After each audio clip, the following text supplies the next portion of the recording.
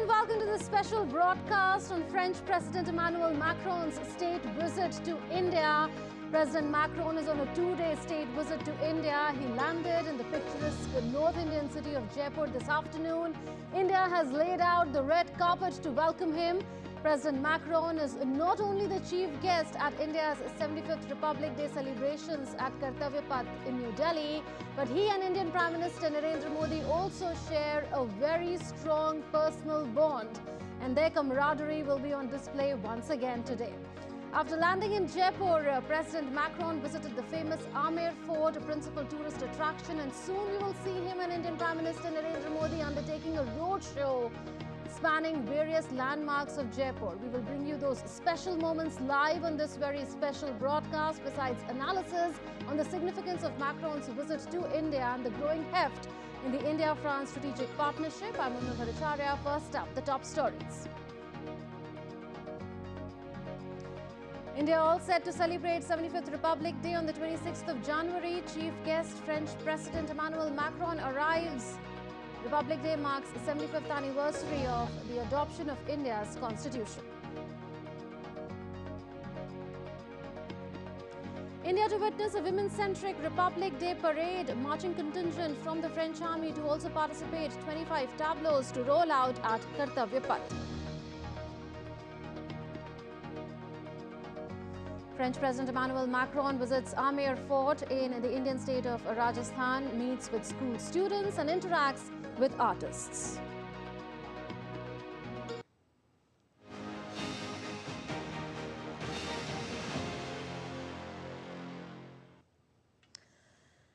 So French President Emmanuel Macron has arrived in India on a visit seen as pivotal for the India-France ties. The French president reached Jaipur this afternoon. He was received by Rajasthan Chief Minister Bhajan Lal Sharma. Along with the Chief Minister was India's External Affairs Minister Dr. S. Jaishankar and India's Foreign Secretary Vinay Mohan Kwatra. Upon his arrival, Macron visited Amer Fort in Jaipur in the Indian state of Rajasthan, and he met school students gathered there to welcome him. He appreciated Rajasthani paintings and interacted with artists there.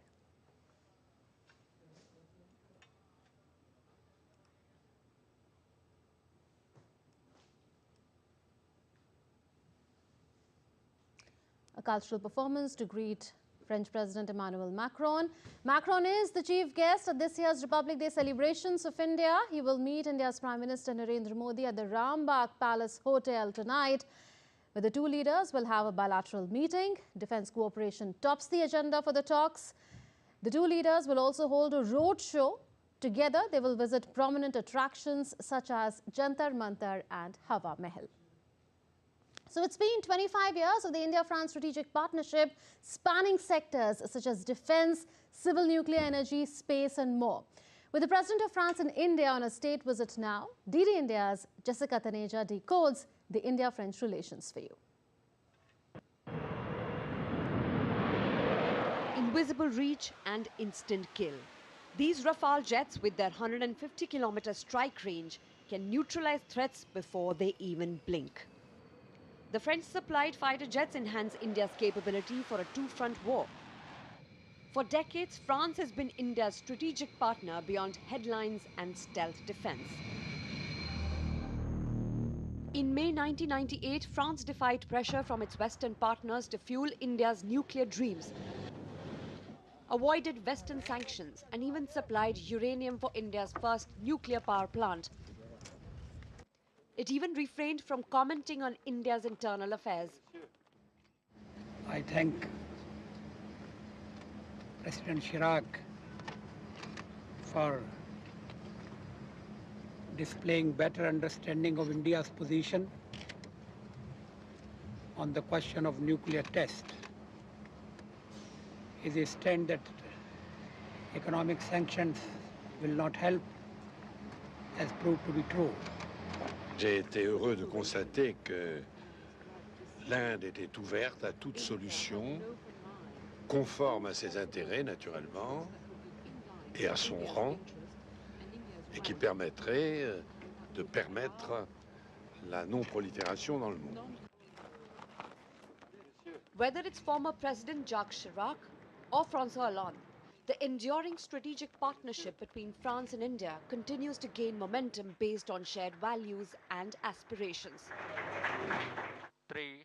From building Gaganyaaan's astronaut haven and tracking oil spills to launching satellites, 3, 2, 1, top. France has been actively supporting India's space ambitions since 43 years. Beyond defense and space cooperation, the Indo-Pacific region takes center stage. French overseas territories generating 93% of its exclusive economic zone provide a strategic vantage point. France and India leverage this unique geopolitical position to assert their positions on global issues such as multilateralism, protection of the global commons, and freedom of navigation. Notably, France was the first country outside India's immediate neighborhood to conduct coordinated naval patrols in the Indian Ocean. Even though both nations commit to working together to ensure that there is no imbalance in the Indo-Pacific and navigate multipolarity together, the driving force of the Indo-Franco relations is in the sovereign realm of strategy and security, where the state's role is greater than the economy. Jessica Taneja for DD India. And joining us now for perspective on the India-France strategic partnership and the visit of President Emmanuel Macron to India, particularly Jaipur now and New Delhi tomorrow, we are being joined by Professor Gulshan Sachdeva. He is with the School of International Studies with the JNU, a very eminent expert. Professor Sachdeva, such a pleasure to have you on this special broadcast. So what is exciting you the most today? Is it the strategic gravity in this relationship? Or is it the roadshow that is going to play out very soon in Jaipur, something which will reinforce the personal bonding that is there between Prime Minister Narendra Modi and President Macron? In fact, I think all of this thing together. Right. You know, this is quite interesting. You see, we have different histories. We live in very different geographies. Mm-hmm. And we are at a very different stages of economic development. Still, you know, as your report shows, somehow our worldview has converged. You know, this is very, very interesting. I mean, France is very much part of, you know, European economic kind of integration project. And the core of this is also, in a sense, transatlantic partnership. Despite that, they basically are very, I mean, the core of, again, the French foreign policy is really strategic autonomy and independence. Despite being part of... And so is ours. And that's what I'm saying. Yeah. So this is what exactly bringing both of us together. And what we have seen in the last 25 years, you know, we have today roughly about 35 plus strategic partnerships. And France was the first country with whom actually we signed this strategic partnership. And since then, you know, 3 Indian prime ministers, 4 French presidents, you know, the political parties have changed, governments have changed, but I think all of them have really nurtured this strategic partnership. And so many high-level meetings have taken place, and you're also, you know, rightly mentioned, you know, now the President Macron and Prime Minister Modi. I mean, they also have this ambition to really take this strategic partnership to much newer heights, which exactly has been happening in the last few years. And this is very much, I would say, captured in the last year when we, you know, released this joint 2047 vision. And this 2047 vision, actually, we have this 25 years in which, as a part of the strategic partnership, I think a very solid institutional mechanism has been built in almost all areas, of key areas. It's not just only defense, it's also space, it's renewables, it's maritime security, it's science, technology, it's Indo-Pacific, all those things together. So on and so forth, yeah. And I think what actually in the last few years, what I would say, which has really made the qualitative difference, I would say, in the last few years, despite having all the very solid partnership and solid base of India-France partnership, One is, of course, India buying Rafale from France, so that has really strengthened further. At the same time, the whole Indo-Pacific narrative. So I think these two things have really brought these two countries together, and then in the whole, the global geopolitics, which has really changed. And particularly during Trump presidency, the France and all Europeans, they were quite worried about Yes. you know, that this even There if was a still friction then the friction, and between the still US there and are European there are countries. worries now about second Trump presidency. Yes. So so it means the kind of new partners, like-minded partners, those who are looking for multipolarity, those who are looking for strategic independence, at the same time also effective multilateralism. I think all those issues together, and then of course personal chemistry of leaders, which has really made what this Indo-French strategic partnership is today. Yes. Also, Professor Sachdeva, we are counting down to those moments when a road show will play out in Jaipur. We've seen a lot of frenetic diplomacy under the Modi government in the last 9 to 10 years. But Prime Minister Narendra Modi also makes that extra effort to forge a personalized relationship with leaders, to have personalized diplomacy, and perhaps that helps in leveraging also the relationship and sorting out issues which are intractable in nature, in ensuring that India's heft rises in the diplomatic circles and strategic circles. So how crucial do you think this has become as an arm of India's foreign policy? Well, I think this is very important because personal relationship between leaders and displaying in a different manner. But of course, I mean, the basic fundamental thing is that you have to have convergence of certain interests. There has to be, whether these are strategic or they are economic. But at the end of the day, even when all the negotiations on different issues have been concluded or they are under process, and finally, sometimes very small things are really, you have to have that personal touch to get things moving. And I think this is what Prime Minister Modi has done. And it's not just only with France. I think we have also seen with the United States. We have also seen with many other countries in the world. And this is what I will say the qualitative difference again. No. But within Europe, would you say that this partnership is special between a European country and India, is what I'm saying? No, absolutely. No, within Europe, yes. This is, I mean, that's what I'm saying. I mean, even when we have, I mean, this was the first country, not just only in Europe, in the whole world with whom we signed strategic partnership. Yes. And many of them stood with us in difficult times after Pokhran II. Because this is what I mean, one also has to realize that when we signed this strategic partnership in 1998, I mean, this was also the time when, we just, after the test, and we were under sanctions. We were in all kind of accusations against India.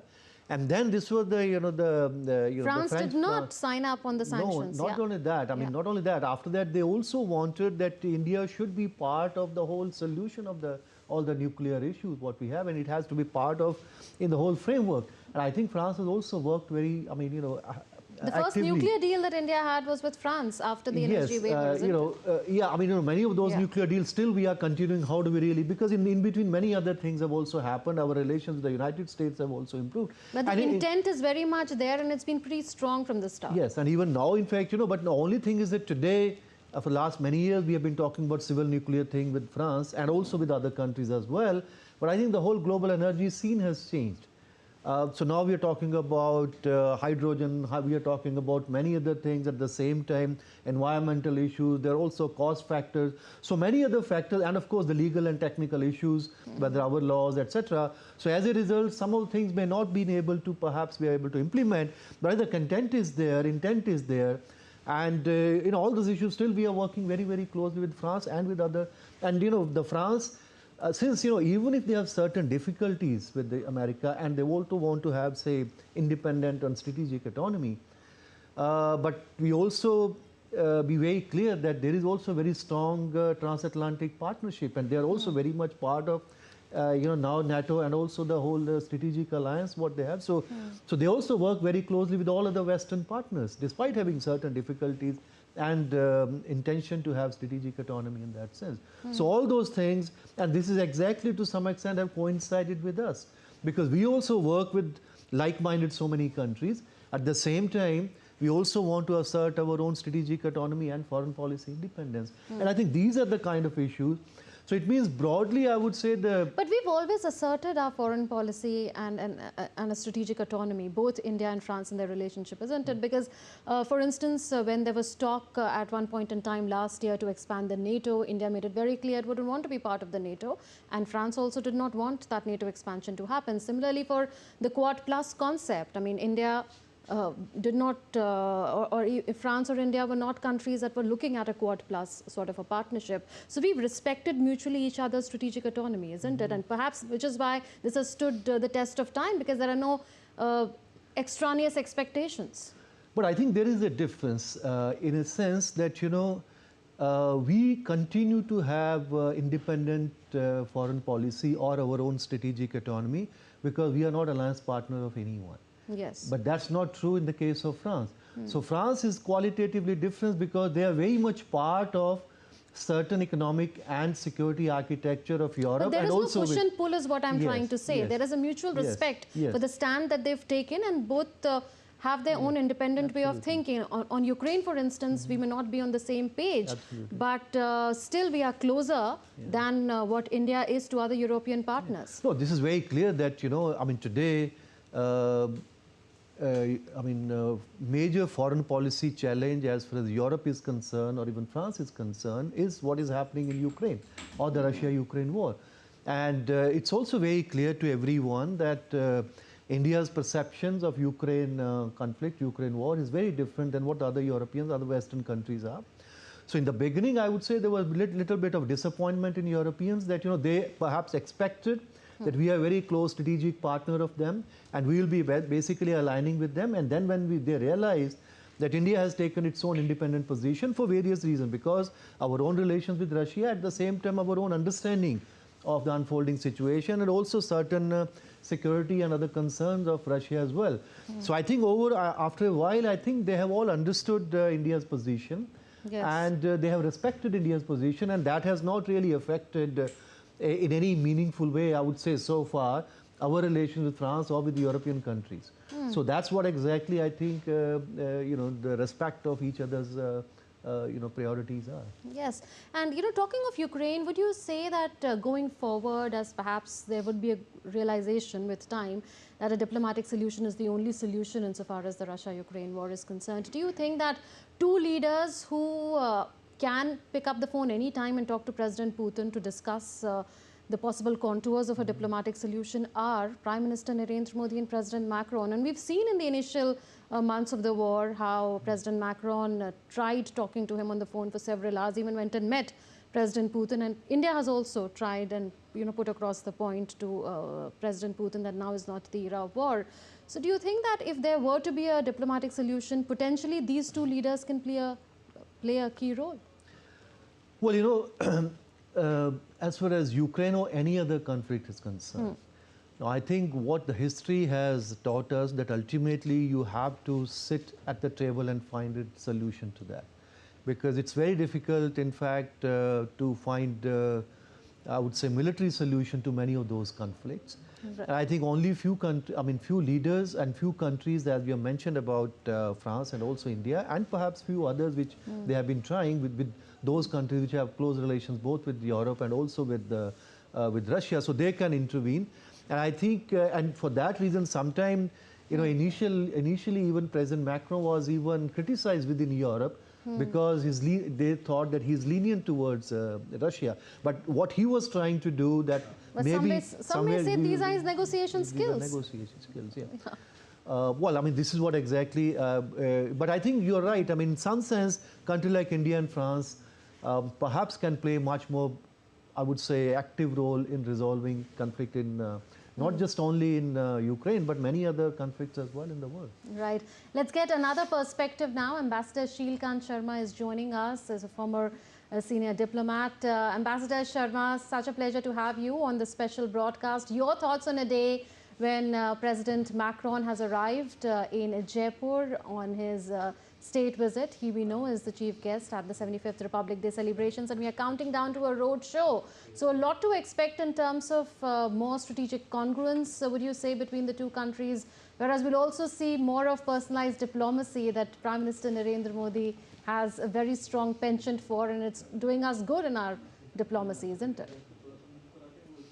Yes, actually, President Macron and our PM, both, their chemistry is excellent. They work well together, and in the course of past year, I would say, they've met several times. And Macron has also visited India before a number of times. So he's familiar with India, and it is that kind of a friendship at the top level which reinforces the strategic, relationship between the two countries. So it's Republic Day celebration for us is the high point of the year. The new year begins with this massive, gala show, and President Macron in that is really a very apt, visitor, very apt chief guest. And his visit in Jaipur, for instance, and PM receiving him in Jaipur is also the traditional French interest in the Indian culture. The French have always set store by the very special traditions of India's art, culture, architecture, literature. The French we had the first festival of India in France way back 40 years back, and it is the French who had done the Mahabharata play, which was a kind of a global setting. So they understand India so well, and over the past 4 or 5 decades, we have seen time and again examples of the French viewing India as we would like to be viewed. They are this is the importance of friendship, that the French view you in your own self-esteem and support it instead of eroding it. So the French are very good at that, and they have shown through various presidents that they have a special respect for the kind of independence that India has carved for itself over the years, and particularly so in the last 3-4 years, when there have been massive challenges, really critical challenges before us, due to the war in Europe, to the war in Ukraine, due to the Middle East crisis, or the impact of the pandemic, in each of which India has chosen a line which shows how best it is suited to help others, at the same time maintain a certain independence. And the French appreciate our position.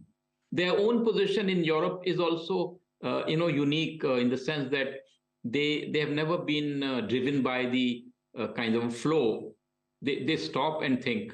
So all these factors about France, and in India at the popular level, the affection for France is enormous. The French have have captured our imagination time and again. So given all these factors, they come to a crescendo when the visit comes of the president for Republic Day, and he's now in Jaipur, and then PM will, and then he'll come tomorrow to the tomorrow morning for the parade. These are it's really in a tradition where we, from our old culture, from the time when we respected a visitor in the village, and the whole village turns up to greet. So it is the same. So the kind of a global village concept that we have in India, in the same concept, the whole kutumba, the kutumbakam, this whole family, the community, they come together to greet the visitor, and that you see very clearly. For instance, on the footage you are showing on the TV, and personally also President Macron is a very remarkable person. He has articulation, very eloquent at times, and the way he puts things across, like not only our prime ministers, those golden words that this is not the era of war. Prime Minister Macron, President Macron has statements where he has counseled to his European colleagues to be careful and to take Russia for what it is. Yes, absolutely. If you can hear me, yes, Ambassador, I was saying that it is not a matter of accident that France is the country that has seen the highest number of chief guests here in India's Republic Day celebrations, isn't it? This is going to be the 6th time that the French leader will be here as chief guest, and it goes on to talk a lot about the gravity that is there in this, or the depth that is there in our strategic partnership. And this particular confirmation that came in this time around from President Macron happened at short notice. We know what had happened. India was trying to get President Biden as the chief guest. That did not materialize, and India approached President Macron, and the confirmation came in almost no time. Yes, this again shows the kind of intimacy which we enjoy with France, and you know, the bilateral relationship is at very stable, very confident level. So the spontaneous acceptance of invitation shows the enormous comfort level that we have between the two at the highest level in India and France. And I know, yes. And 6 French presidents, of course, that is the tradition. That's why I'm saying that it is not just a one-off event. It is woven into the fabric of our bilateral relationship, where such things happen on and off, and we always strike. It's like you know, it's like sixers in an over, if we were to say, you know, in the language of cricket, because we have had 6 visits for our Republic Day chief guests from France. It is extraordinary achievement of our terms. Absolutely. And there is again a lot of talk on what really could be discussed in the defense domain. So I'll come to you, Professor Sachdeva. What do you think is going to happen? It's difficult to top up really what was done last time around, but a lot to look forward to.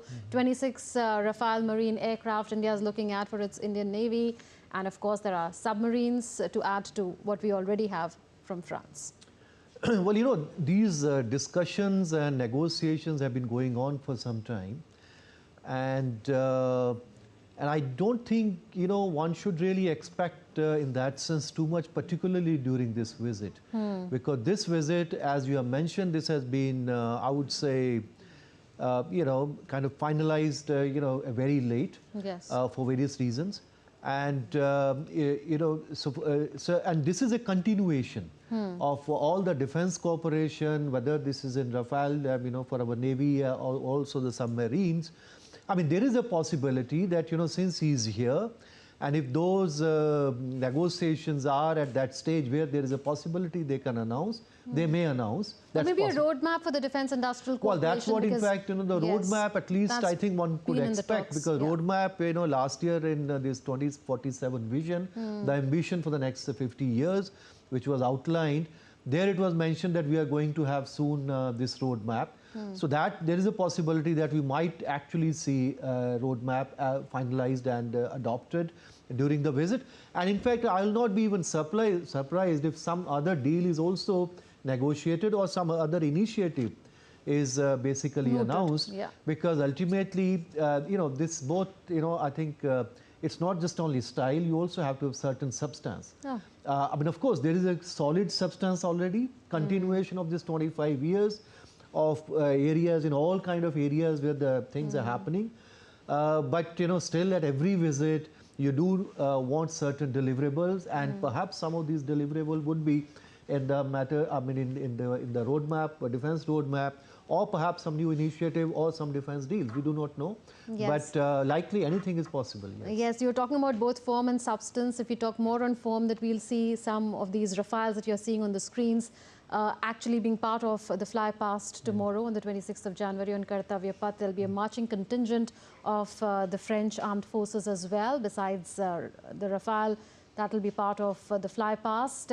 Ambassador, I know you track nuclear matters very, very closely. So I've reserved the question for you on the Jaipur nuclear power plant. And we know that perhaps not much progress is expected on the nuclear plant that is proposed to be built by EDF at Jaipur in Maharashtra. But the two sides are expected at the same time to launch a partnership for small modular reactors and advanced modular reactor technologies. Can you put that in perspective for us? What is it that both India and France stand to gain from this? You know, the French have always understood our main thrust in the nuclear field, both in terms of a strategic context as well as in nuclear power. So, when you mentioned this, I'd like to say that, you know, it's always good to go back to 1998 when after our tests, there was clamor in the Security Council by the interested vested interests to put India on the dock. And so President Chirac then said, we don't put India on sanctions. You know, it was akin to what his mentor, President de Gaulle, had said in 1968 when the noted French philosopher Sartre was protesting with the students, and de Gaulle was asked to arrest France. So he said, France does not arrest Voltaire. Now, this is a kind of a philosophical tradition that France has, that they lay importance to what is time-tested and what rises above the the quotidian petty humdrum concerns. So that gladdened our heart. And after that, we have had continuous cooperation. You know, those days when we were under sanctions under the NSG, the French were still working with us on safety, and then they appreciated our own progress despite the ostracizing that we were subjected to. And then came this whole, and during the, all the 90s, the French were willing to give us uranium for Tarapur until the NSG became too nasty. So then we, in the 2000 to 2010 period, we negotiated this Jaipur plant, and the French agreed to do. This is a very advanced reactor, and of course it has had problems of a different nature. It is not so much to do with India. It is the technology and the new dimensions of the fourth generation reactors, which actually takes time. And now you mentioned about the smart reactors, the modular reactors. That seems to be the way out for the coming decades. You know, the GOP in the UAE decided to increase the nuclear power capacity by 3 times. Now, India also has this very ambitious plan of nuclear power as a base load component of our green energy transition.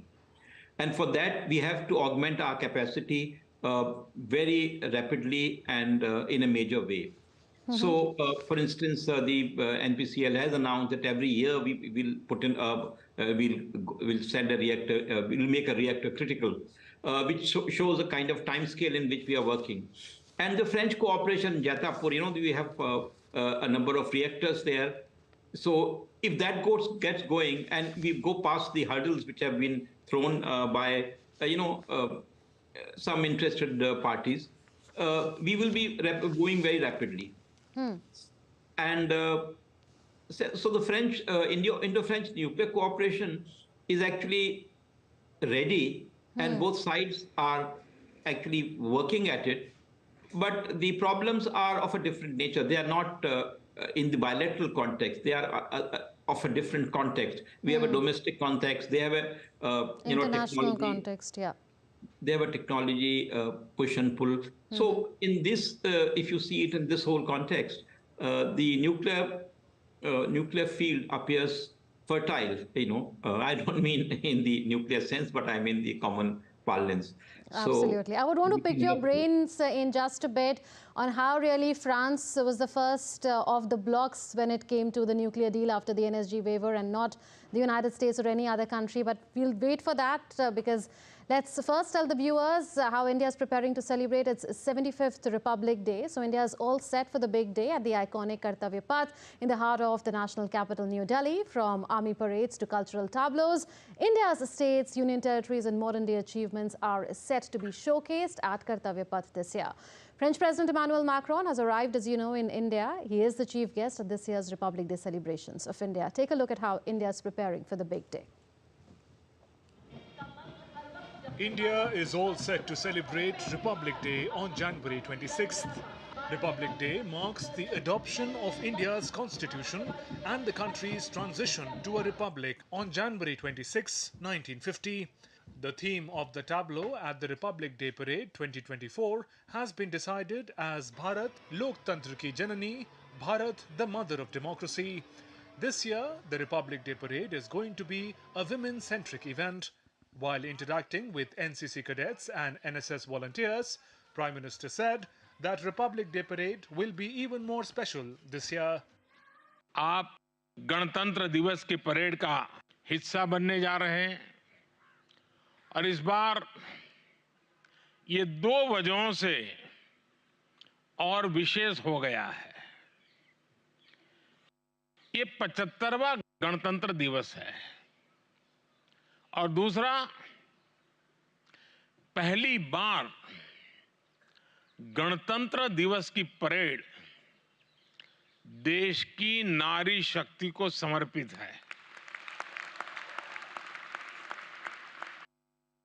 This year, French President Emmanuel Macron will be the chief guest. A contingent from the French army is also set to participate in the Republic Day Parade. A total of 25 tableaux comprising 16 states and union territories, as well as 9 ministries and departments, will roll down at Kartavya Path. We are 130 people who are marching on Kartavya Pass. Those guys are legionnaires from the French Foreign Legion. There is the music band on the French Foreign Legion. It's called La Musique de la Légion Étrangère. And then infantry regiment, the 2nd Foreign Infantry Regiment, who's based in south of France. Then there will be 3 planes who will fly, so 2 Rafale and 1 tanker aircraft called Airbus 33M RTT.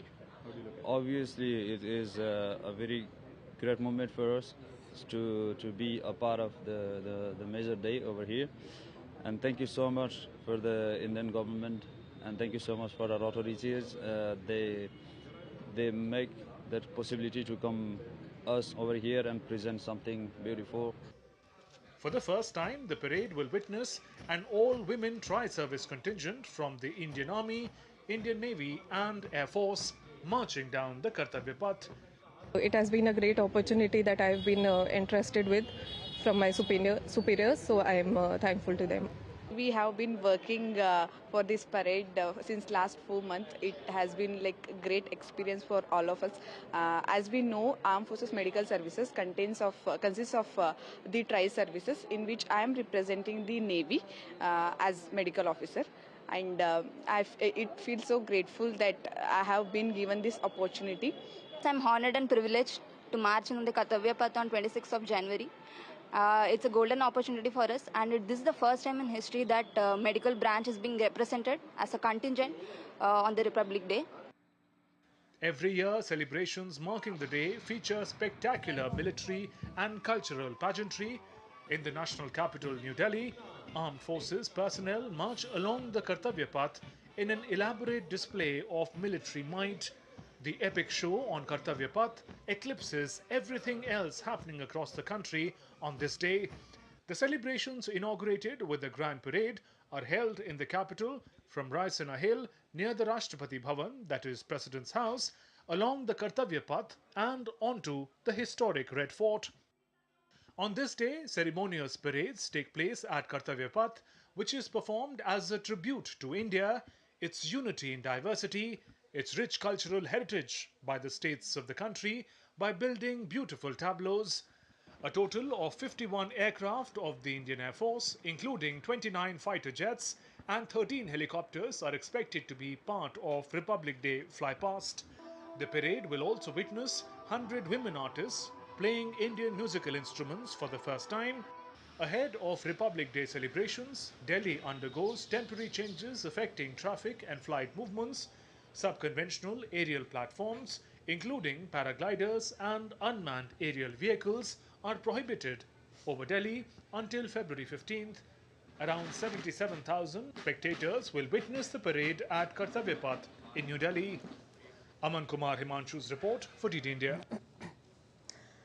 And our correspondent Amritpal Singh, the man who will be very keen bringing us all the action from ground from Jaipur, is joining us. Amrit, good evening to you there. How has the red carpet been rolled out for President Macron, and how was his visit to Amer, and how are we building up to the big road show?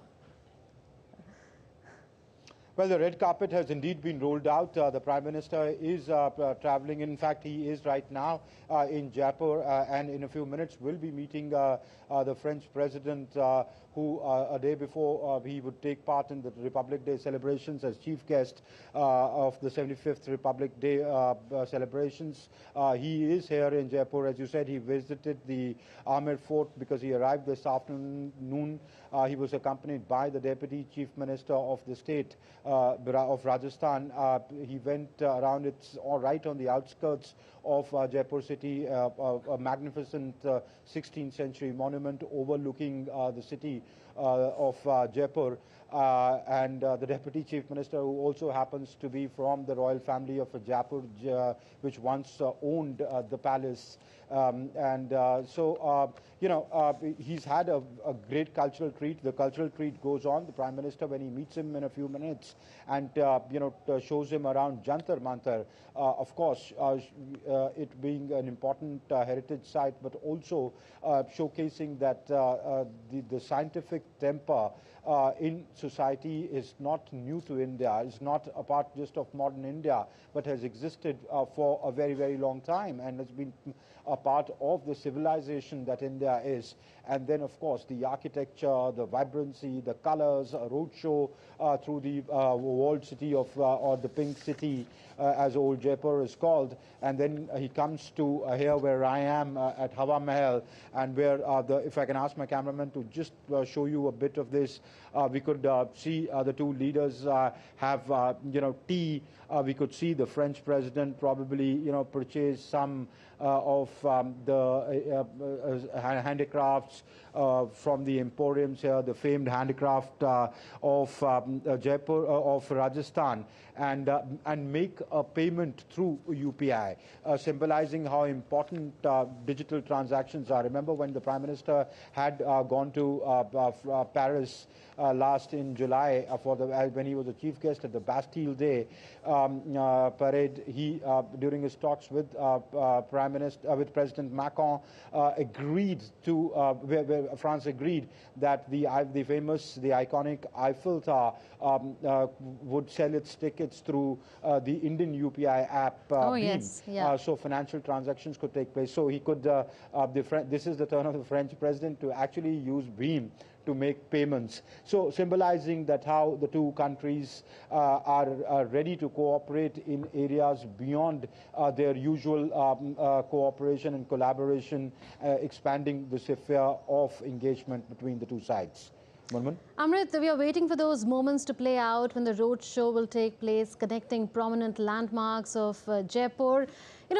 What do you feel about the way Prime Minister has aced personalized diplomacy, the way he strikes instant rapport with world leaders, and he's gone to the extent of saying friends forever in the context of President Macron in the past, when President Macron had some time back tweeted his support for the theme of India's G20 presidency, Vasudhaiv Kutumbakam. So there's so much of personal chemistry that the two leaders share, and we'll see more of it.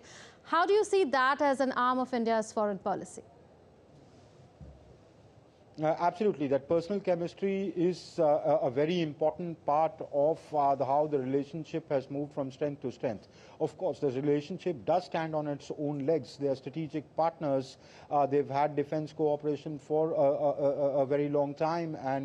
But yes, what happens when leaders put their personal weight behind a relationship, it does gain strength. And this is so true in the case of Prime Minister Modi and President Macron, where the the two leaders, let's say for the last year alone, have met 8 times. The last time being on the at G20, which was held in Delhi, and has consistently President Macron has consistently extended support to the Indian positions during, as you mentioned, the presidency of India, its theme during its presidency of the G20, but at other fora, including G7, the UN, on issues as diverse as terrorism, or especially on climate change. Remember, the two countries were the founding members of that International Solar Alliance, and that at a time when the climate change debate was stuck between the developing and the developed world on who should bail the cat first and who owns more responsibility, etc. They sort of came together and showed that there is a breakthrough can happen in tracted negotiations or complex negotiations, and gave a working example of that. And we see the ISA has now grown with many countries globally joining the alliance. So clearly the two countries' position when it comes to similar positions or complementary positions on global matters, and also taking this bilateral relationship to the next level in diverse fields: defense, space, economy, industrial production, people-to-people contacts, etc. The agency of the personal bond does play a role in that. Yes, also Amrit, you must have spoken to people there of Jaipur. Are they quite excited that the international lens is going to be on their city, which has several architectural wonders? Architectural wonders, the vibrancy, the colors of Rajasthan. You don't see many people behind me because for security reasons, Hawa Mahal has been stopped, closed to for tourists since the afternoon. In the morning, there were tourists, but because the foreign dignitary and his delegation is coming, so they for a couple of hours just restricted. But while I was walking down here, there were people lined up on the roads, and people on this old city. If I can ask my cameraman to show you a bit of the city so that you can get a sense of the colors. People lined up on the roads. I'm right now standing outside the Hawa Mahal, but people are out on their balconies of the old city, of the pink city, to just catch a glimpse of the leaders when they do the road shows. Right now, you don't see people in the visuals that I'm showing you because I am at the Hawa Mahal, but the roads leading up to Hawa Mahal till where the road show is there are people lined up along the streets, people standing, as I said, on the rooftops, and this is like a typical walled city, the old city, the pink city of Jaipur, where there are small houses, congested lanes, narrow lanes, people standing up on their jharokas. So there is visible excitement in the people of Jaipur, one, to catch a glimpse of the world leader, and secondly, of course, they are elated about that the Prime Minister has chosen the chief guest of the Republic Day as to come and use Jaipur as his first port of call in India. Absolutely, Amrit. The Hawa Mahal behind you is standing in its pristine glory and full splendor. Actually, you and the camera person have brought the screen alive with such beautiful colors. Well, we'll keep coming back to you, and as we discuss the road show as it happens. Well, Amrit, thanks for now for joining us. Well, let's go back to Ambassador Shilkant Sharma now. Ambassador Sharma, we were talking about what potentially can happen in the civil nuclear space, and then I was reminded of how France was the first country of the bloc with which India really had a civil nuclear cooperation agreement, even though there was so much talk of how the US has got the NSG waiver. In a sense, it played a huge role. So did France, by the way. But then how was France the first of the bloc with so much focus then on the United States? No, the two are different, in their in the entirety. For instance, the US Indo-US deal was the floodgate for the entire gamut of technological cooperation between India and US, which was held up for 3-4 decades for no rhyme or reason, and both felt that they were wasting time. So that whole clock was put back to the right direction. That was US. In the case of France, we already had a very growing relationship from the time of the previous presidents. So when the Indo-US deal came forward, the energy handicap was removed, and so Indo-French cooperation went up in steam, in speed. And the French nuclear establishment was always keyed into the Indian establishment. They had meetings at the IAEA General Conference, for instance, where I was the ambassador. We used to see very important meetings between the heads of our delegations at that time, and they would discuss the entire range of civil nuclear cooperation, safety, and isotopes, the nuclear power, and the multiple directions of our program. From mining to waste disposal, India's nuclear program is fully developed, and the French appreciate that.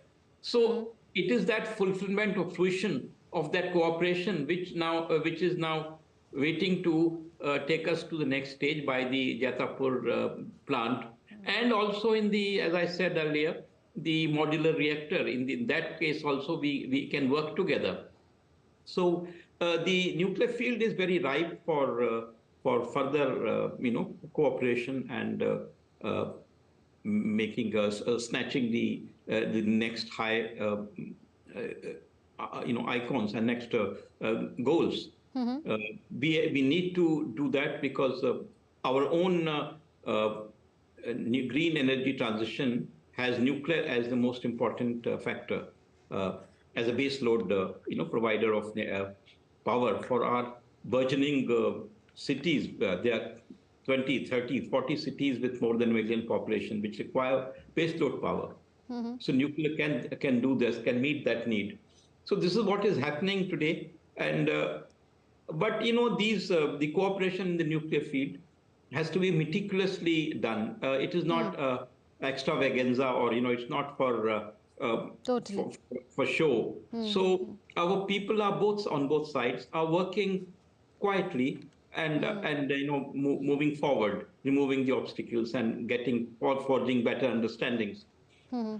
I have great hope. I have great hopes on that. Yes.